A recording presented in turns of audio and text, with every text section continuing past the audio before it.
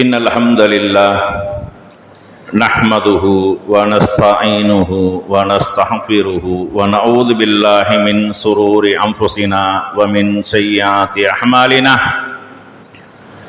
من يهده الله فلا مضل له ومن يضلله فلا هادي له أشهد أن لا إله إلا الله وحده لا شريك له وأشهد أن محمدا عبده ورسوله أما بعد فقد قال الله تعالى في القرآن العليم والفرقان المجيد أعوذ بالله من الشيطان الرجيم بسم الله الرحمن الرحيم يا أيها الناس اتقوا ربكم الذي خلقكم من نفس واحدة وخلق منها زوجها وبث منهما رجالا كثيرا ونساء واتقوا الله الذي تساءلون به والأرحام إن الله كان عليكم رقيبا يا أيها الذين آمنوا اتقوا الله وقولوا قولا سديدا يصلح لكم أعمالكم ويغفر لكم ذنوبكم ومن يطع الله ورسوله فقد فاز فوزا عظيما يا أيها الذين آمنوا اتقوا الله حق تقاته ولا تموتن إلا وأنتم مسلمون قال نبينا صلى الله عليه وسلم إن أصدق الحديث كتاب الله وأحسن الهدي هدي محمد صلى الله عليه وسلم شر الأمور محدثاتها وكل محدثة بدعة وكل بدعة ضلالة وكل ضلالة في النار. எல்லாம் அல்ல அல்லாஹ் சுப்ஹானஹு வ தஆலாவின் நல்லடியார்களே, அல்லாஹ்வின் மாபெரும் கருணையினால் புனித ஜும்மா தொழுகைக்காக இங்கே நாம் ஒன்று கூடியிருக்கின்றோம். அந்த வல்ல நாயனின் சாந்தியும் சமாதானமும் நம் உயிரினும் மேலான நபிகள் பெருமானார் ஸல்லல்லாஹு அலைஹி வஸல்லம் அவர்கள் மீதும், அன்னாரை பின்பற்றி வாழ்ந்த சத்திய சஹாபாக்கள், தாபிஈன்கள், தபோ தாபிஈன்கள், இந்த ஏகத்துவ கொள்கையை உலகமெங்கும் எடுத்து சொல்லிய நல்ல அறிஞர்கள் அனைவர் மீதும், குறிப்பாக இங்கே அமர்ந்திருக்கக்கூடிய நம் அனைவர் மீதும் என்றென்றும் நின்று நிலவட்டுமாக என்று பிரார்த்தித்தவனாக, இறுதியாக வரும் இறைவனின் உதவிகள் என்ற தலைப்பில் ஒரு சில முக்கியமான விஷயங்களை, நமக்கு சோதனைகள் ஏற்படக்கூடிய நேரத்தில், கஷ்டங்கள் ஏற்படக்கூடிய நேரத்தில், துன்பங்கள் ஏற்படக்கூடிய நேரத்தில் நாம் தளர்ந்து விடக்கூடாது என்பதற்காகவும் இந்த தலைப்பு இங்கே தேர்ந்தெடுக்கப்பட்டுள்ளது. அல்லாஹ் சுப்ஹானஹு வ தஆலா இந்த மனித குலத்தையும் இந்த உலகத்தையும் அல்லாஹ் படைத்திருப்பது என்பது, இதுல உங்கள அழகான அமலுக்குரியவர், செயலுக்குரியவர் யார் என்பதை சோதிப்பதற்காகத்தான். இந்த அழகான அமலுக்குரியவர்கள் என்பதை சோதிப்பது என்றால் அவருக்கு அதற்கு முன்னாடி பலகட்ட சோதனைகளை கொடுக்கணும். சோதனைகளை இவர் சரியா இருக்கிறாரா, அதுல அவர் வெற்றி பெறுகிறாரா, அதை அல்லாஹ்வாகிய எனக்காக அவர்கள் அதை சகித்துக் கொள்கிறார்களா, அதை பொறுத்துக் கொள்கிறார்களா என்பதுதான் பெரிய ஒரு சோதனை. மூமின்களை பொறுத்தளவுக்கு அல்லாஹ் ஒருபோதும் கைவிட மாட்டான். அவனுடைய உதவி கண்டிப்பாக மூமின்களுக்கு, முஸ்லிம்களுக்கு இருக்கிறது. ஆனா நம்ம எதிர்பார்த்த உடனே, நம்ம நினைச்ச உடனே அந்த உதவி வருமா என்றால் வராது. நீ கேட்டதும் தருவதற்கு அவன் உனக்கு அடிமை அல்ல, அவனுக்குத்தான் நாம அடிமையை ஒழிய, அவன் யாருக்கு எப்ப செய்ய வேண்டும், எந்த நேரத்தில் செய்ய வேண்டும், அல்ல இந்த உலகத்தில் அந்த உதவி அவனுக்கு செய்தால் அது பயனுள்ளதாக இருக்குமா, அல்லது அவனுக்கு இங்கப்பட்ட கஷ்டங்களுக்கெல்லாம் மறுமையில அந்த உதவியை கொடுத்தால் அது அவனுக்கு பயனுள்ளதா இருக்குமா என்பதெல்லாம் படைத்தவன் தீர்மானிக்கக்கூடியது. ஆனால் இந்த உலகத்திலே அல்லாஹ் பல்வேறு சந்தர்ப்பங்கள்ல மூமின்களுக்கு இக்கட்டான ஆபத்தான சூழ்நிலைகள் அவனுடைய உதவி, பேருதவி வந்திருக்கிறது என்பதை அல்லாஹ் குர்ஆன்ல, ஹதீஸ்கள்ல, பல்வேறு இடங்கள்ல இது நமக்கு பார்க்கிறோம். நம்ம வாழ்க்கையிலேயே நம்ம பார்த்திருப்போம். வேற வழியே இல்லை, முடிஞ்சு போச்சு என்று நினைக்கக்கூடிய பல்வேறு சந்தர்ப்பங்கள்ல அது அப்படியே ஒண்ணுமில்லாம போயிடும். அந்த பிரச்சனை அப்படியே என்ன, அதுக்கு முன்னாடி நம்ம எவ்வளவோ ஃபீல் பண்ணிருப்போம். என்ன ஆகும்னு தெரியலையே, இது எப்படி முடியும்னு தெரியலையே, இது எங்க போக போகுதுன்னு தெரியலையே, என்ன ஆக போகுதுன்னு தெரியலையே என்று தூக்கம் இல்லாமல் ஒண்ணும் இல்லாமல் மனசை போட்டு உருட்டி கொண்டிருந்த விஷயம் டப்புன்னு சூண்டு போயிடும், ஒண்ணும் இல்லாம போயிடும். அல்லாஹ்வுடைய பேருதவி இப்படி மூமின்களுக்கு பல்வேறு விதங்கள்ல வந்து கொண்டிருக்கும். அதே மாதிரி அவசரமாக நம்ம ஒரு இடத்துக்கு போகணுங்கிறதுக்காக போவோம், நம்மள மிஸ் ஆயிரும். பஸ், ட்ரெயின், அதே மாதிரி என்னது பிளைட் எல்லாம் மிஸ் ஆயிரும். மிஸ் ஆனா ரொம்ப ரொம்ப கவலையில இருப்போம். சார் போக முடியாம போயிருச்சு, எல்லாம் போச்சு, தொழில் போச்சு, வியாபாரம் போச்சு, எல்லாம் போச்சு, வெளிநாடு போக முடியல, அங்க எல்லாம் ஆகி போச்சு, கபில் நம்மளை வெளியாக்கிடுவான், இப்படி எல்லாம் நினைச்சுக்கிட்டு இருப்போம். போன பிளைட் ஆக்சிடென்ட் ஆயிரும், கிராஸ் ஆயிரும், முடிஞ்சு போயிடும். அப்ப அல்லாஹ் இந்த மாதிரியான உதவிகள் பல்வேறு சந்தர்ப்பங்கள் நம்ம பார்த்திருப்போம். அவசரமா போய் பஸ்ஸுக்காக போயிருப்போம், பஸ் நம்மளை விட்டு போயிடும். கொஞ்ச தூரத்தில் பஸ் பஞ்சரா போச்சு செய்தி வரும், பஸ் கவுந்துருச்சு செய்தி வரும். அதுக்கு ஒரு நல்ல ஒரு கதை ஒன்று சொல்லுவாங்க. அதாவது ஒரு பணக்காரன், அந்த வீட்டில் ஒரு டிரைவராக வேலை பார்க்கக்கூடியவன், அந்த பணக்காரனாக இருக்கக்கூடிய அந்த முதலாளி ரொம்ப படபடப்பா உள்ளவன், ரொம்ப எதற்கு எடுத்தாலும் டைம் பிக்ஸ் பண்ணி நடக்கக்கூடியவன். அப்ப அவனுக்கு 5 மணிக்கு பிளைட், 5 மணிக்கு பிளைட்ன்ற உடனே டிரைவர்கிட்ட சொல்லிட்டா 3:30 மணிக்கா நம்ம இங்க இருந்து கிளம்பணும் அப்படின்னு. இங்க இருந்து கார்ல இருந்து ஏர்போர்ட்டுக்கு என்ன செய்யணும், 3 மணிக்கு 3:30 போனாத்தான் நான் அங்க போக முடியும். அந்த நேரத்தில் டிரைவருக்கு என்னன்னா வீட்டில் ஏதோ ஒரு எமர்ஜென்சியான வேலை, 4 மணி ஆகி போச்சு. அந்த முதலாளி ரொம்ப ஒரு பதட்டத்தில் நிற்கிறான், என்னன்னு தெரியலையே, 4 மணி ஆச்சு, எப்படி போறேன்னு தெரியல. சரி, டிரைவர் வந்தவன வண்டி ஏறி வந்தவன வண்டி பஞ்சரா போச்சு, கொஞ்சம் தூரம் ஓடிச்சு, வண்டி பஞ்சரா போச்சு, 4:30 ஆயிடுச்சு. ரொம்ப டென்ஷனா இருக்கும் பொழுது ஒருத்தன் பைக்ல ரொம்ப வேகமா வரான். என்ன ஆச்சு, எங்க போனேன், இல்ல நான் ஏர்போர்ட்டுக்கு போகணும், இன்னும் 1/2 மணி நேரத்துல போய் ஆகணும் அப்படின்ட்டு. ஏறுங்க நான் கொண்டு போய் விட்டுறேன்னு சொல்லிட்டு ரொம்ப வேகமா கொண்டு போய் உள்ள விட்டுட்டான். ஏர்போர்ட்டுக்கு போயிட்டார், கரெக்டான டயத்துக்கு ஏர்போர்ட்டுக்கு போயிட்டார். அப்பதான் அவர் சொன்னார், இந்த டிரைவர் என்பவன் சனியன், அவன் ஓட்டிட்டு வந்ததுனால அந்த காருக்கும் சனியன் பிடிச்சிருச்சு, ஆனா தெய்வம் மாதிரி கடவுள் மாதிரி ஒருத்தன் என்ன பைக்கில் வந்து விட்டுட்டான் அப்படின்னு. சைத்தான் சனியன் என்று சொன்னது டிரைவரை, அந்த வண்டிய. ஆனா அவனுக்கு கடவுளாக தெரிஞ்சது யாருன்னா அந்த பைக்ல வந்தவன். எல்லா போர்டிங்லாம் முடிச்சு பிளைட்ல போய் உட்கார்ந்துட்டார்.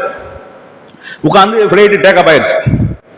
டேக் ஆஃப் ஆன உடனே அங்க உள்ள இருந்து விமானி அறிவிக்கிறார், இந்த பிளைட் போகக்கூடிய போக்க பார்த்தா இது எங்க போய் முடியும் எங்களுக்கு தெரியாது, நீங்க உங்களுடைய உயிர்களை காப்பாற்றிக் கொள்ளுங்கள் அப்படின்னு ஒரு அறிவிப்பு வருது. அப்பதான் அந்த உள்ள இருக்கக்கூடிய உணர்றான், இதுல சனியம் முடிச்சவன் சைத்தான் முடிச்சவன் யாருண்டா, வந்த டிரைவர் தான் சைத்தான் முடிச்சவன், இதுல வந்தவன் பைக்ல வந்தவன். கடவுள் நம்மளை காப்பாத்திருக்கிறார், 2 கட்டங்களில் காப்பாத்திருக்கிறார். டிரைவர் லேட்டா வர வைத்து காப்பாத்திருக்கிறார், வண்டியை பஞ்சராக்கி நம்மளை காப்பாத்திருக்கிறார். ஆனா அதையும் தாண்டி சைத்தானாக வந்தவன் பைக்ல வந்தவன் தான் என்று சொல்லி உள்ள உட்கார்ந்து யோசிச்சிருக்கிறான். அப்ப அந்த மனுஷனை எதை முடிவாக அவன் எடுப்பான் என்றால் அவனுக்கு எது சாதகமா வருதோ அதை எடுத்துக்கிறான். அப்ப இப்படி எல்லாம் பல்வேறு விஷயங்கள். அதே மாதிரி ஆஸ்பத்திரியில் ஒரு குழந்தைக்கு ஒரு பிரச்சனை கொண்டு போன வைங்க, உடனே டாக்டர் அங்க பெரிய பில்டப் கொடுப்பான், கையெழுத்து போடுங்க, என்ன ஆனாலும் நாங்க, அதாவது என்னது ஆஸ்பத்திரி பொறுப்பு இல்ல, நிர்வாகம் பொறுப்பு இல்ல அப்படின்னு நம்மள பீதியை கிளப்பிடுவாங்க. பீதியை கிளப்பி நம்ம என்ன ஆகுமோ ஏதாகுமோ, சின்ன ஒரு பிரச்சனையா தான் இருக்கு. அந்த குழந்தைக்கு உடல் ஆரோக்கியம் ஆகிவிட்டது என்பது பெற்றவர்களுக்கு எப்ப மகிழ்ச்சியா இருக்கும் என்றால், சும்மா ஒரு காய்ச்சல் வரும்போது ஊசியை போட்ட தேவையா, அதுல மகிழ்ச்சி இருக்காது. அது பெரிய இஷ்யூவா ஆக்கி பெரிய பூதாகரமா ஆக்கி கடைசியில் ஒண்ணும் இல்லாம போகும்பொழுது நம்ம மகிழ்ச்சியா இருக்கும். இது நிறைய ஆஸ்பத்திரியில் இதை கையாளுறாங்க. ஒரு சின்ன பிரச்சனை பெரிய நோட்டை தூக்கிட்டு வந்துருவாங்க, இதுல கையெழுத்து போடுங்க, இதுல கையெழுத்து போடுங்க, பீஸை கட்டுங்க, என்ன ஆனாலும் ஆஸ்பத்திரி பொறுப்பு இல்ல, இனிமே முடிவு 1 மணி நேரம் கழிச்சு தான் சொல்லப்படும், 2 மணி நேரம் தான் கழிச்சு சொல்லப்படும் என்று சொல்லிடுவாங்க. நம்ம என்ன செய்வோம், பயந்து என்னன்னு தெரியலையே, என்ன பிள்ளைக்கு என்ன போகுதுன்னு தெரியல கையெழுத்து போட்டுருவோம். 1 மணி நேரம் கழிச்சு குழந்தை நல்லா இருக்குது அப்படின்ற உடனே நம்மளுக்கு தன்னறியாம ஒரு மகிழ்ச்சி வரும், அல்லாஹ்வுடைய உதவி வந்துருச்சு, வெற்றி வந்துருச்சு அப்படிங்கிற மாதிரி செய்யும். இப்படி எல்லாம் நடக்கும். அப்ப சோதனைகள் எந்த அளவுக்கு அதிகமாக வருதோ அதை நம்ம பொறுத்து கொள்ளக்கூடிய நேரத்தில் அதற்கப்புறம் கிடைக்கக்கூடிய உதவி என்பது அது ரொம்ப பெரிய ஒரு மகிழ்ச்சியாகவும் இன்பமாகவும் இருக்கும். அல்லாஹ் குர்ஆன்ல இதை பத்தி சொல்லும் பொழுது, இன்னமல் உஸ்ரி யுஸ்ரா, கஷ்டத்தோட தான் இன்பம் இருக்கிறது. இன்னமல் உஸ்ரி யுஸ்ரா, கஷ்டம் இருக்கா இல்லையா, சிரமம், அதோட தான் இன்பம் இருக்கிறது. சிரமத்தை நம்ம அனுபவிச்சா தான் இன்பம்ங்கிறது நமக்கு தெரியும். அந்த சிரமத்திலிருந்து மீளக்கூடிய நேரத்தில் அது இன்பமாக தெரியும். ஆனா பல்வேறு வசனங்கள்ல உங்களை நாம சோதிக்கத்தான் செய்வோம், அதை பொறுத்து கொள்ளுங்க, பொறுத்து கொண்டீர்களே உங்களுக்கு நற்செய்தி இருக்கிறது, சுப செய்தி இருக்கிறது. சோதனைக்காக இந்த உலகமே. அப்ப சோதனைகள் எல்லா ரூபத்திலையும் வரும். குர்ஆன்ல அல்லாஹ் இன்னொரு வசனத்துல சொல்லும்போது, யா அய்யுஹல்லதீன ஆமனு ஸ்தஈனு பிஸ்ஸப்ரி வஸ்ஸலாத் இன்னல்லாஹ மஹஸ்ஸாபிரீன். நம்பிக்கை கொண்டவர்களே, நீங்கள் என்ன செய்யுங்க? பொறுமையை கொண்டும் தொழுகையை கொண்டும் உங்கள் இறைவனிடத்தில் உதவி தேடுங்கள். பொறுமையாளர்களுடன் அல்லாஹ் இருக்கிறான். இந்த பொறுமை என்பது எது தெரியுமா? துன்பம் வரக்கூடிய நேரத்தில், கஷ்டம் வரக்கூடிய நேரத்தில், சிரமங்கள் வரக்கூடிய நேரத்தில், இழப்புகள் வரக்கூடிய நேரத்தில் அப்ப மேற்கொள்ளக்கூடியதான் பொறுமை. அப்ப இந்த கஷ்டம் துன்பங்கள் வரக்கூடிய நேரத்தில் நீங்கள் பொறுமையாக இருந்தால் உங்களோடு அல்லாஹ் இருக்கிறான், உங்களுக்கு பக்கபலமாக இருக்கிறான், உங்களுக்கு உறுதுணையாக இருக்கிறான், உங்களுக்கு உதவி நிச்சயமாக புரிவான் அப்படிங்கிறது நம்ம விளங்கிக்கிறோம். அதே மாதிரி அல்லாஹ் சூரத்துல் பக்ராவுடைய வேற ஒரு வசனத்துல வலனபுலுவன்னகும் ஃபீ ஷைஇன் மினல் ஹௌஃபி வல் ஜூஇ வ நக்ஸி மினல் அம்வாலி வல் அன்ஃபுஸி வஸ் ஸமராத் பஸ்ஸிரி ஸாபிரீன். உங்களை ஓரளவு அச்சத்தாலும் பயத்தாலும் இழப்புகள் கஷ்டங்கள் நஷ்டங்கள் எல்லாத்தையும் கொண்டு சோதிப்போம். யார் அதை சகித்துக் கொள்கிறார்களோ பொறுத்துக் கொள்கிறார்களோ பஸ்ஸிரி ஸாபிரீன், நபியே அவர்களுக்கு நற்செய்தியை சொல்லுங்கள், சுப செய்தி சொல்லுங்கள். அவர்களுக்கு துன்பங்கள் துயரங்கள் வரக்கூடிய நேரத்தில் இதா அஸாபத்துஹும் முஸீபத்துன் காலு இன்னா லில்லாஹி வ இன்னா இலைஹி ராஜிஊன். அவர்களுக்கு துன்பங்கள் துயரங்கள் கஷ்டங்கள் நஷ்டங்கள் இழப்புகள் வரக்கூடிய நேரத்தில் நாங்களே அல்லாஹ்வுக்கு உரியவர்கள், அவனிடத்திலேயே திரும்பி செல்லக்கூடியவர்களாக இருக்கிறோம் என்று சொல்வார்கள். உலாயிக அலைஹிம் ஸலவாத்து மிர் ரப்பிஹிம் வ ரஹ்மா உலாயிக ஹுமுல் முஹ்ததூன். நபியே நீங்க சொல்லிருங்க, இப்படியாப்பட்டவர்களுக்கு தான் இறைவனுடைய மன்னிப்பும் கருணையும் இருக்கிறது, அன்பும் இருக்கிறது, இவர்கள் தான் நேர்வழி பெற்றோர் என்று சொல்லி அல்லாஹ் தன்னுடைய திருமறை குர்ஆன்ல சொல்றான். அப்ப அல்லாஹ் நம்மளை சோதிப்பான். அளவுக்கு அதிகமாகவும் சோதனை வரும். உங்களுடைய ஈமான் எந்த அளவுக்கு உறுதியாகவும் வலுவாகவும் இருக்கிறதோ, இறைவன் மீது எந்த அளவுக்கு நீ ஆழ்ந்த பற்றோடு இருக்கிறீர்களோ அந்த அளவு நீங்கள் சோதிக்கப்படுவீர்கள். சோதனை இல்லாமல் சொர்க்கம் செல்லவே முடியாது. முந்தைய நபிமார்கள் சோதிக்கப்பட்ட அளவுக்கு நம்ம சோதிக்கப்படவில்லை. அவருடைய சோதனையை கண்டாலே கேட்டாலே நம்முடைய உள்ளங்கள் எல்லாம் அப்படியே மயிர்கால்கள் எல்லாம் சிலிர்க்கக்கூடிய அளவுக்கு, அப்படியே உள்ளங்கள் எல்லாம் நடுங்கக்கூடிய அளவுக்கு அப்படியாப்பட்ட சோதனையை சந்தித்திருக்கிறார்கள். அல்லாஹ் குர்ஆன்ல வேற ஒரு இடத்துல எல்லாம் சொல்லி காட்டுறான். வலனபுலு வன்னக்கும் அந்த வசனம் போக இன்னொரு இடத்துல எல்லாம் என்ன செய்யறான்? இன்னொரு சம்பவத்தை சொல்றான். அம் ஹசிப்தும் அன் ததுஹுலுல் ஜன்னா, நீங்கள் அப்படியே ஈஸியாக சுலபமாக சொர்க்கத்திற்குள் சென்று விடலாம் என்று எண்ணிக்கொண்டிருக்கிறீர்களா? உங்களுக்கு முன்னர் வாழ்ந்த சமுதாயம், உங்களுக்கு முன்னர் வாழ்ந்த நபிமார்களும் அந்த நபிமார்களை ஈமான் கொண்ட நல்லடியார்களும் அவர்கள் சொல்லனாத துயரத்திற்கு ஆளாக்கப்பட்டார்கள், ஆட்டுவிக்கப்பட்டார்கள், அலக்களிக்கப்பட்டார்கள். மதா நஸ்ருல்லாஹ், அல்லாஹ்வுடைய உதவி எப்போது வரும் என்று சொல்லி அவர்கள் ஈமான் கொண்டவர்கள் நபியும் அல்லாஹ்விடத்தில் பிரார்த்தனை செய்ய ஆரம்பித்தார்கள். இன்ன நஸ்ரல்லாஹி கரீப், அல்லாஹ்வுடைய உதவி ரொம்ப பக்கத்தில் இருக்கிறது, கிடைச்சிரும், கிடைக்கும், பொறுமையை மேற்கொள்ளுங்க, பொறுமையாக இருங்க என்று சொல்லி அல்லாஹ் அந்த வசனங்களை சொல்லி காட்டுறான். இது நம்ம வரலாற்று சம்பவங்களாக பார்த்தோமேயானால் கடைசி கட்டம் முடிஞ்சு போச்சு என்று நினைத்த நேரத்தில் கிடைத்த உதவிகள் அல்லாஹ் குர்ஆன்ல பல்வேறு இடங்கள்லையும் ஹதீஸ்ல நம்ம பல்வேறு சம்பவங்கள்ல நம்ம என்ன செய்யறோம் பார்க்கிறோம். இப்ப நபி மூசா அலைஹிஸ்ஸலாம், இது முஹர்ரம் மாசமாக இருக்கிறதுனால அது சம்பந்தமாக தொட்டு காட்டிட்டு போனோம்னா கொஞ்சம் சிறப்பா இருக்கும். இப்ப மூசா அலைஹிஸ்ஸலாம் அவர்கள் மிகச்சிறந்த ஒரு நபி, அல்லாஹ்வோட பேசிய ஒரு நபி. குர்ஆன்லயே மூசாங்கிற பேர் தான் அதிக இடத்துல என்ன செய்யுது வருது. அப்படியான ஒரு நபி, பெரும் கொடுங்கோலனாக இருந்த ஃபிரௌனுக்கு எனது தூதராக அனுப்பப்பட்டவன், தூது செய்தி எடுத்து சொல்வதற்காக அவனை நேர்வழிப்படுத்துவதற்காக அனுப்பப்பட்டவர்கள் யாரு? மூசா அலைஹிஸ்ஸலாம் அவர்கள், அவருடைய சகோதரர் ஹாரூன் அலைஹிஸ்ஸலாம் அவர்கள், ரெண்டு பேரும். அப்ப ஃபிரௌனை சந்திச்சு ஏகத்துவ அழைப்பு விடுக்கிறாங்க, இறைவன் புறத்திலிருந்து வந்த அத்தாட்சிகளை காட்டுறாங்க, எல்லாத்தையும் மறுத்துறான். இதெல்லாம் சூனியம் தந்திரம், நீங்களை ஏமாத்துற, நீ உங்களுடைய கொள்கையை கொண்டு போக பார்க்கிற என்று சொல்லி அவன் பேசுறான். போட்டி வச்சுக்கிறோமா என்று கேட்கிறான். கம்பத்துக்கு போட்ட உடனே பாம்பாக மாறின உடனே இது தந்திரம், இது நீ எங்களை ஏமாத்த பாக்குற என்று சொல்றான். அப்ப போட்டி வச்சுக்கிறோம் உடனே சூனியக்காரர்கள்லாம் என்ன செய்யறான்? கைதேர்ந்த வித்தைக்காரர்கள், பல நகரங்கள்ல இருக்கக்கூடிய புறக்கி எடுக்கப்பட்ட வித்தை செய்யக்கூடியவர்கள், பார்த்தா அப்படி பிரமிக்கக்கூடிய அளவுக்கு வித்தைகள் நடக்கும், வித்தைகள் செய்வார்கள். அப்படியான வித்தைக்காரர்கள்லாம் கொண்டு வாங்க. அவர்கள் எல்லாம் சேர்ந்து அவங்க ஒரு வித்தையை செய்யறாங்க. என்ன வித்தை பண்றாங்க? போட்டி நடக்கக்கூடிய நேரத்தில் கைத்தடியை வச்சிருக்கிறாங்க, கயிறு வச்சிருக்கிறாங்க, கயிறுகளையும் கைத்தடியையும் தூக்கி கீழே போடுறாங்க. அப்படி சீறுவது போன்ற நெளிவது போன்ற ஒரு தோற்றம் ஏற்படுகிறது. பாம்பாக மாறல, பாம்பு ஆகல, அது மாதிரியான ஒரு தோற்றம், பொய் தோற்றம் ஏற்படுகிறது. மக்கள் எல்லாம் பயப்படுறாங்க. என்னடா இப்படி செய்யறாங்க அப்படின்னு பயப்படுறாங்க. மூசா அலைஹிஸ்ஸலாம் அவர்கள் என்ன செய்யறாங்க? உள்ளாக்க ஒரு அச்சம். என்ன அச்சம்? இந்த மாதிரி போட்டு மக்களை, எந்த மக்களை நேர்வழிப்படுத்துவதற்கு அல்லாஹ்வுடைய அத்தாட்சியை கொண்டு நம்ம இஸ்லாத்தின் பக்கம் அழைப்பதற்கு வந்தோமோ இவங்க கெடுத்து விட்டுட்டு போயிடுவாங்க, இவளையே இப்படி கம்பையும் கைத்தறியும் போட்டு மக்களை பயங்காட்டி விட்டாங்களே, கண்களை வயப்படுத்தி விட்டாங்களே என்று சொல்லி அவர்கள் அஞ்சுறாங்க. அப்ப அல்லாஹ் சொல்றான், மூசா பயப்படாதீங்க, நீங்க உங்க கையில இருக்கக்கூடிய கைத்தறியை போடுங்க. போட்ட உடனே பெரிய பாம்பாக மாறி அவங்க போட்ட வித்தைகளை எல்லாம் முழுங்கிருச்சு. ஆனா ஃபிரௌன் என்ன செய்யல? அதையும் ஏற்றுக்கொள்ளல, அதையும் நம்பல. ஆனா அந்த சூனியக்காரர்கள் நம்பிட்டாங்க. வித்தைக்காரர்கள் என்ன செஞ்சாங்கன்னா, நாம செஞ்சது வித்தை, மூசா செஞ்சது வித்தை இல்ல என்று சொல்லி அவர்கள் என்ன செஞ்சாங்க, இஸ்லாத்துக்கு வந்துட்டாங்க. அவர்களை கொலை பண்ணிட்டான். இப்படி அவனுக்கு அது போல பல்வேறு அத்தாட்சிகள், பல்வேறு சோதனைகள் அவனுக்கு தொடர்ச்சியாக அனுப்பப்படுது. பிறவனுக்கு பேனை கொண்டு சோதிக்கப்படுறான். சும்மா தலையில ஒரு 2 பேன் கிடைஞ்சாக்க நம்ம உசுறு எடுத்துரும். சும்மா அப்படியே தலையை நோண்டிக்கிட்டு இருப்போமா இல்லையா? 2 பேன் கிடந்தாலும் உசுறு எடுத்துரும். 10 பேன் கிடந்தா என்ன செய்யும்? லட்சம் பேன் தலையில கிடந்தா கை வெளியே ஓடுது, கால் வெளியே ஓடுது, தலை வெளியே உருளுது. எப்படி இருக்கு? இப்படியான சோதனைகள் அவருக்கு கொடுக்கப்பட்டது. தவளை, சும்மா ஒரு தவளையை கண்டாலும் நம்ம பெண்கள் பயந்து சாவுறாங்க. ஒரு ஆம்பளை எதிர்த்து நிற்கக்கூடிய பெண் கூட ஒரு கரப்பாம்பூச்சி, ஒரு பள்ளி, ஒரு தவளை இதை கண்டுகிட்டு பயப்படுறாங்களா இல்லையா? இதெல்லாம் பாக்குறோம் நம்ம. தவளை ஒரு வீட்டுல லட்சம் தவளை நிக்குது, எப்படி இருக்கு? இப்படியாக அவர்கள் சோதிக்கப்பட்டார்கள். ஒரு சின்ன ஒரு விரல இருந்து ஒரு ரத்தம் வந்துட்டால இப்படி துடிதுடிச்சு போயிடுறோம், ரத்தமாவே இருக்குது. இப்படியாக பல்வேறு அடுக்கடுக்கான சோதனைகளை கொண்டு அவன் சோதிக்கப்பட்டான். மீட்சி பெறல, சத்தியத்தை ஏற்றுக்கொள்ளவில்லை, மூசா அலைஹிஸ்ஸலாம் கொள்கையை ஏற்றுக்கொள்ளவில்லை. என்ன இருந்தாலும் மூசாவை கொல்லணுங்கிறத உறுதியா இருக்கிறான். மூசா அலைஹிஸ்ஸலாம் அவர்களையும் அவர்களோட ஈமான் கொண்டவர்களையும் கொன்றுவிட வேண்டும், நம்ம தான் மிகைத்திருக்க வேண்டும் என்று சொல்லி அந்த பிறவனுடைய ஆணவம், அவன் இதையெல்லாம் ஏற்றுக்கொள்ளவில்லை. கடைசியாக ஒரு கட்டம் வருது. என்ன கட்டம்னா, இதுக்கு மேல மூசாவை விடக்கூடாது, காலி பண்ணிடுவோம் என்று சொல்லி அங்க பிளான் பண்ணி பேசப்படுது. அமைச்சரவையை கூட்டி என்ன செய்யறான், பேசுறான். இதுக்கு மேல விட்டோம்னா சரிப்பட்டு வராது, எல்லையை மீறிட்டார் மூசா, மூசாவை போட்டு தள்ளிடுவோம் என்று சொல்லி படைகளை அவன் ரெடி பண்றான். அந்த கூட்டத்தில் ஈமான் கொண்ட ஒருவர் இருக்கிறார். அவர் எந்திரிச்சு என்ன செய்யறாருன்னா, ஓடி வந்து மூசா அலைஹிஸ்ஸலாம் அவங்கள சொல்லிடுறாங்க, மூசா அலைஹிஸ்ஸலாம் அவர்களே, உங்களை கொல்றதுக்கு முடிவு பண்ணிட்டாங்க, இதுக்கு மேல நீங்க இங்க இருக்கிறது சரிப்பட்டு வராது, நீங்க இடத்த காலி பண்ணுங்க அப்படின்னு சொல்லிட்டு அவங்க சொல்லிட்டாங்க. அப்ப மூசா அலைஹிஸ்ஸலாம் அவர்களும் பயந்தவர்களா என்ன செய்யறாங்கன்னா, அவர்களும் அவர்கள் ஈமான் கொண்ட சமுதாயமும் என்ன செய்யறாங்கன்னா, ஊரை விட்டு ஹிஜ்ரத் செஞ்சு புறப்பட்டு போறாங்க. போனா இது பிறவனுக்கு எட்டிடுது, மூசாவும் மூசாவுடைய ஆட்களும் ஊரை காலி பண்ணி போறாங்க அப்படின்னு.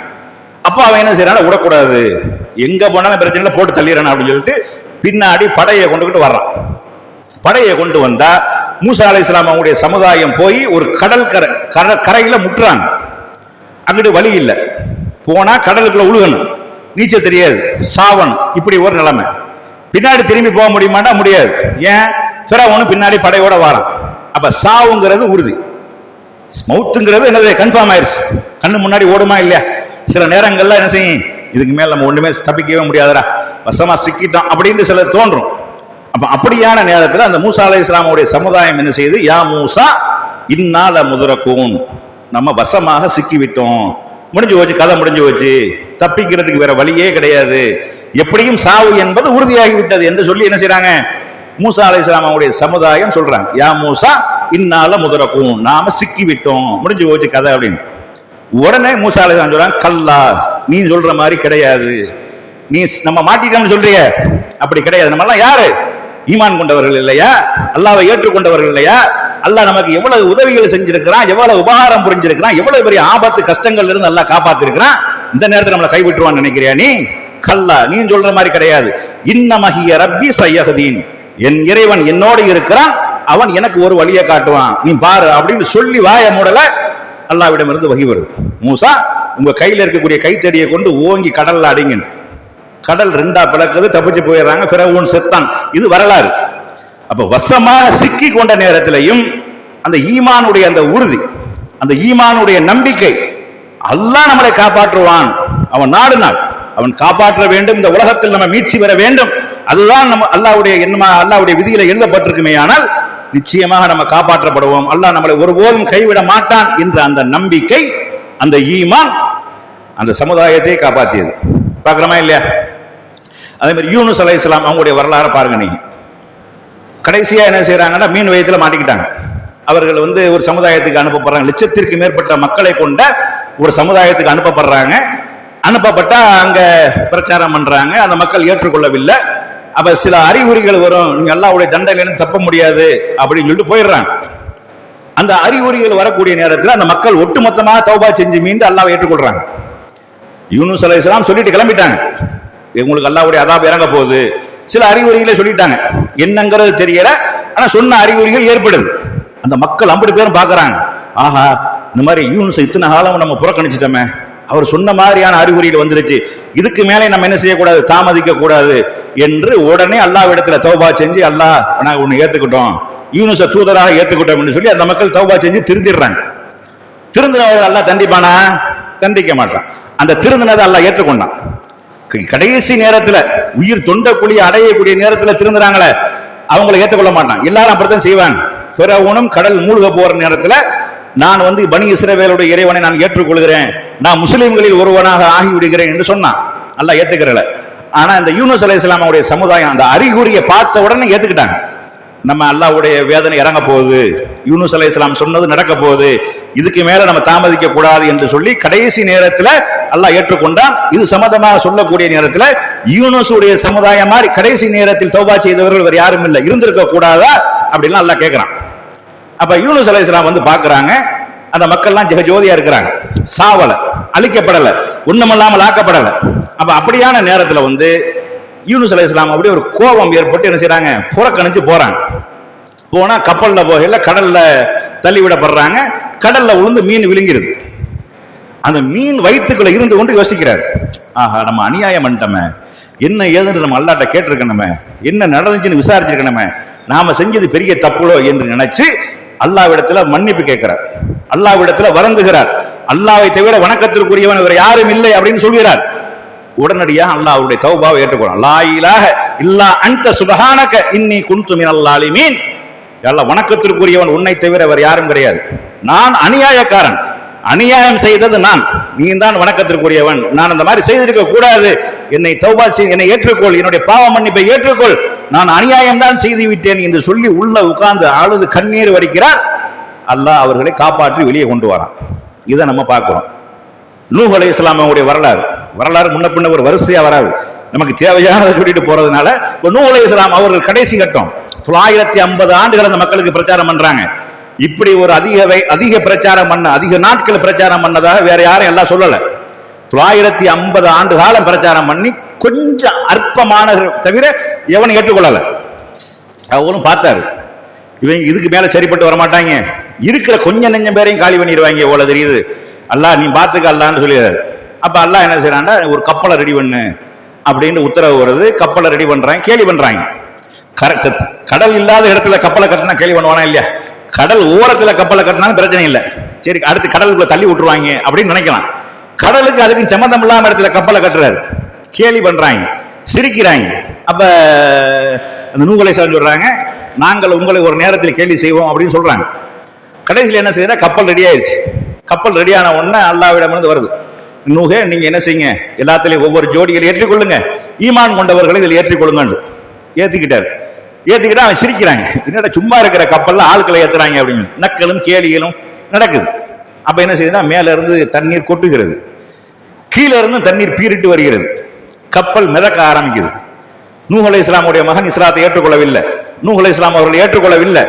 கடைசியா கூப்பிடுறாரு, இன்னைக்கு இதுல ஏறினா தான் நீ தப்பிக்க முடியும், இன்னைக்கு நீ இதுல ஏறவில்லை என்றால் உன்னுடைய சாவை எவனாலும் தடுக்க முடியாது என்று சொல்லி என்ன செய்யறாரு, ஏறிக்க, என்ன அருமை மகனை ஏற்கமானவா என்னோட ஏறிக்கொள், இல்லட்டா உன்னை காப்பாற்ற முடியாது. அவன் அல்லாவாத போனாதான் முடியாது, நான் பெரிய மலையில போய் தப்பிச்சு, அவன் நினைச்சுக்கிட்டான் தூத்த போடுது, மழை பெய்யுது, தண்ணி கீழே ஓடும், நான் பெரிய மலையில போய் ஏறி தப்பிச்சிருவேன். ஆனா அந்த வெள்ள பிரளயம் என்பது அதையும் தாண்டி சென்றது. இவன் எந்த மலையில போய் ஏறுவேன்னு சொன்னானோ அந்த மலையையும் தாண்டி, மலை உச்சியையும் தாண்டி கப்பல் அந்த மலையின் மீது தான் தரை தட்டியது.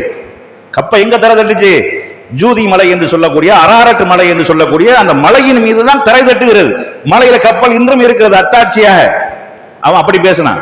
பேசி கொண்டிருக்கக்கூடிய நேரத்தில் ஒரு குறுக்க ஒரு அலை வந்து ஆள் காலி முடிஞ்சு வச்சு, அவன் ஜோலி எல்லாம் முடிச்சுட்டான்.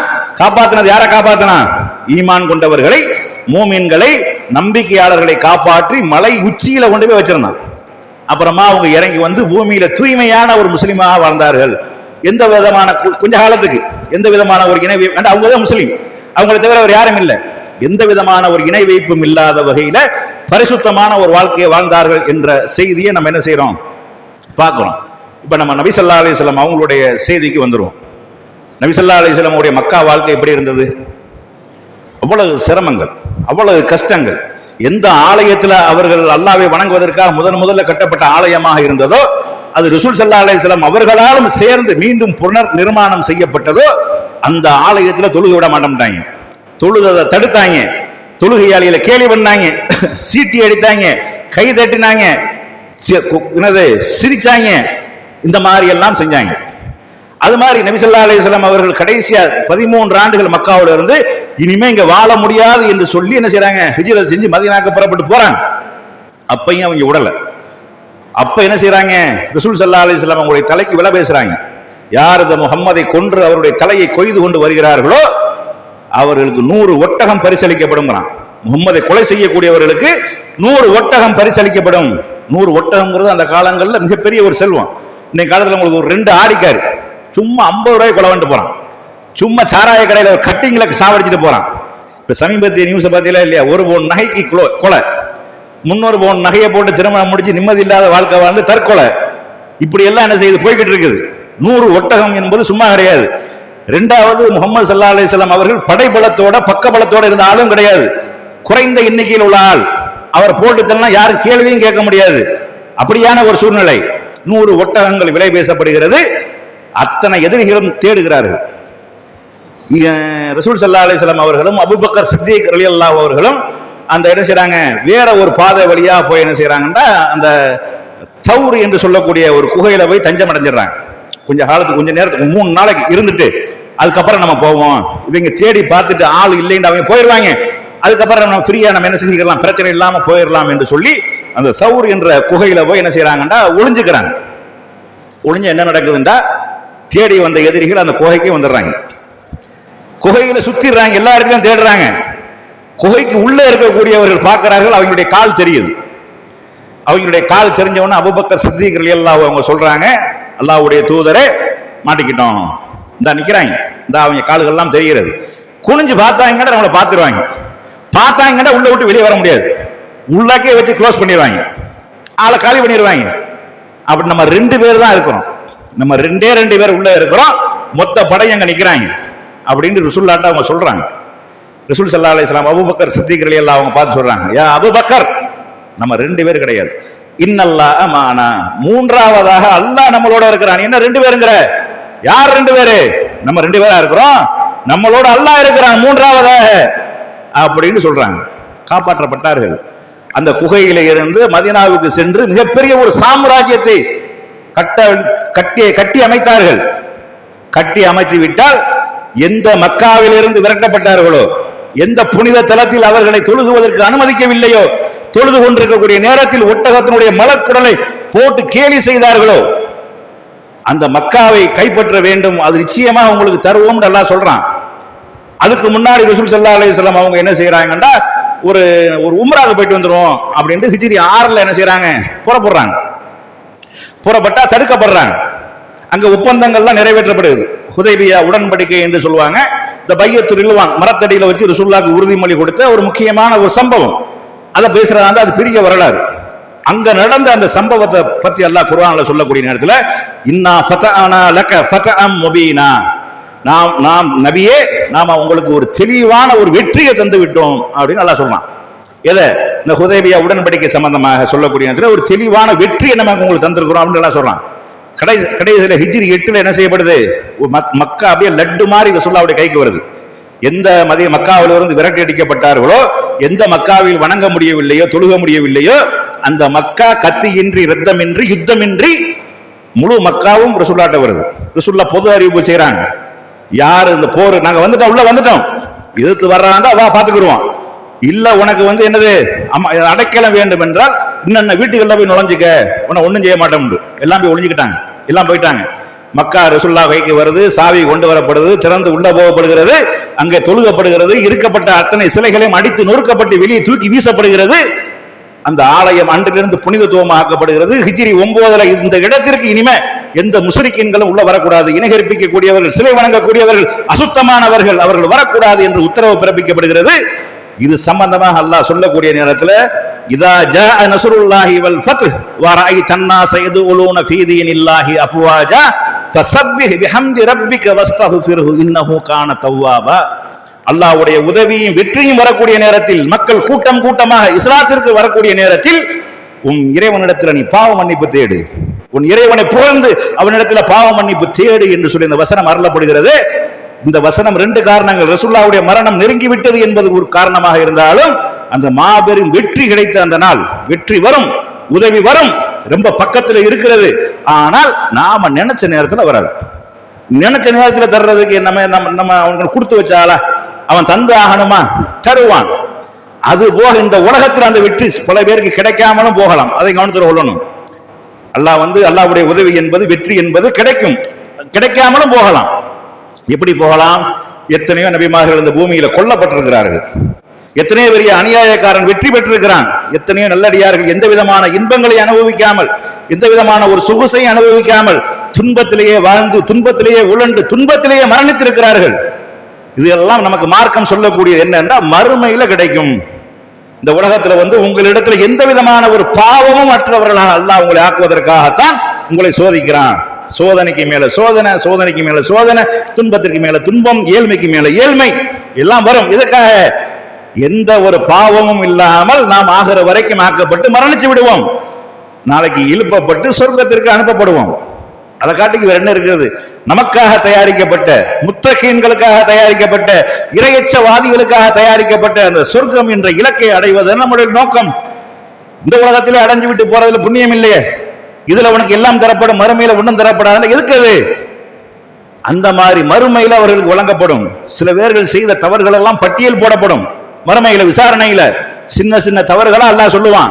அப்ப அந்த அடியான் நினைப்பானா, அல்லாஹ் சின்ன சின்னதா சொல்றானா, இன்னும் எவ்வளவு பெரிய பாவங்கள்லாம் நம்ம செஞ்சிருக்கிறோமே, அதையெல்லாம் எடுத்து போட்டாண்டா நம்மளுடைய கதை முடிஞ்சு போயிருமே என்று நினைக்கக்கூடிய நேரத்தில் கூப்பிட்டு சொல்லுவானா, இதெல்லாம் செஞ்சிடலாம, நான் பெரிய பெரிய பாவம்லாம் சொல்லல நினைச்சுக்கிறீங்களா? ஆமா, அதெல்லாம் நான் மன்னிச்சுட்டு நீ சொர்க்கத்துக்கு போன்னு எல்லாம் சொல்லிடுவான். அப்ப இப்படி அங்க கருணை காட்டுவான், அருள் புரிவான். அவன் தனக்கே உண்டான அந்த இரக்கத்தை நம் மீது சொரியுவான். பொதுவா நம்மளுடைய அமல்கள், வணக்கங்களின் மூலமாகலாம் சொர்க்கம் போகவே முடியாது. அதெல்லாம் அல்லாஹ் அஞ்சுறோமா, பயப்படுறோமா என்பதற்காக உள்ள ஒரு சிம்பாலிக் தான் இது. அதனால போயிடலாமா?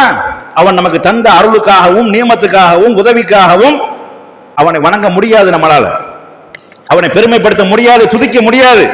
கண்ணை தந்ததற்காக வாழ்நாள் முழுவதும் நன்றி செலுத்தினாலும் முடியாது. ஒரு கண்ணை எடுத்துக்கிட்டு 1 கோடி ரூபாய் தாரம் சொன்னா கொடுத்துருவோமா? நம்ம கொடுக்க மாட்டோம். ஏன்? கண்ணுடைய மதிப்பு நமக்கு தெரியும். அப்ப எவ்வளவு பெருமதியான நமக்கு எல்லாம் தந்திருக்கிறான். இதுக்கெல்லாம் நம்ம நன்றி செலுத்தோம்னா நன்றி செலுத்தவே முடியாது. அப்ப என்னதான் செய்யறது? அல்லாஹ் தன்னுடைய கருணை என்ற ஒரு போர்வையை நம்ம மீது போர்த்துவான். கருணை என்ற அந்த சிறகை நம்ம மீது போர்த்துவான். அதுல யாரெல்லாம் உள்ள நுழைகிறார்களோ அவங்க தான் சொர்க்கம் போக முடியும். இது ரசூலுல்லாஹ் சொல்லக்கூடிய நேரத்தில் நீங்கள் உங்களுடைய அமல்களின் மூலமாகவெல்லாம் சொர்க்கம் செல்ல முடியாது அப்படிங்கிறாங்க. அப்ப அவங்க கேட்கிறாங்க, அல்லாஹ்வுடைய தூதர் நீங்களுமா? ஆமா, நானும் தான். நான் மட்டும் போயிடுவேனா? நீங்க எல்லாம் போக முடியாது, நான் எப்படி போவேன்? என்னாலேயே முடியாது சொல்லிவிட்டு சொல்றாங்க, அவன் தன்னுடைய அருளால் யாரை போர்த்தி கொண்டானோ அவர்களை தவிர. அப்ப சில பேருக்கு மறுமையில அவனுடைய கருணையை காட்டுவான், அருளை காட்டுவான். இந்த உலகத்தில் அருள் செய்யப்பட்டவர்களும் மறுமையில் அருள் கிடைக்கும். இந்த உலகத்தில் கஷ்டப்பட்டவர்களுக்கு மறுமையில காட்டுவான். எப்ப? ஈமானோடு இருக்கணும், உறுதியாக இருக்கணும், பொறுமையாக இருக்கணும், சகித்து கொண்டிருக்கணும், அல்லாஹ்வுக்காக அதை ஏற்றுக்கொண்டிருக்கணும். எவ்வளவு பெரிய இன்பங்கள், துன்பங்கள், துயரங்கள், கஷ்டங்கள், நஷ்டங்கள், இழப்புகள் எது வந்தாலும் அதை சகித்து கொள்ளணும். பேசுறதெல்லாம் பேசி முடிச்சுட்டு அப்புறமா நான் பொறுத்து கொள்றேன் அப்படி சொல்லக்கூடாது. ஒண்ணுமே செய்ய முடியாதுல உன்னால. இப்போ ஒரு குழந்தை மௌத்தா போனா திட்டிடுறது, அல்லாஹ் உனக்கு கண்ணு இல்லையா, உனக்கு காது இல்லையா, நீ பார்க்க மாட்டியா, கேட்க மாட்டியா, என் புள்ளதானே உனக்கு தெரிஞ்சு அங்க ஒரு பண்ணி மாதிரி 10 பெத்து போட்டு வச்சிருக்கான், அதுல ஒண்ணு எடுத்துட்டு போக கூடாதா, ஒத்த பிள்ளையா பெத்து வச்சிருக்கான் தூக்கிட்டு, இப்படி எல்லாம் பேசிட்டு செத்து போன உசுறு திரும்ப வருமா? வராது. எல்லாம் முடிஞ்சதுக்கு அப்புறம் எல்லாம் ஒன்ன விட்ட அப்படின்னு சொல்றது. எப்ப எல்லாம் பேசுறதெல்லாம் பேசி முடிச்சுட்டு, செய்யறதெல்லாம் செஞ்சு முடிச்சுட்டு, கடைசியில வேற வழியே இல்லைன்னு சரணடைகிறமே, அப்படி செய்யக்கூடாது. பொறுமை என்பது துன்பம் ஏற்பட்ட உடனே வரக்கூடியது. அப்ப அந்த மாதிரி நம்ம இருந்தோமையானால் அல்லாஹ்வுடைய உதவி நிச்சயமாக வரும்.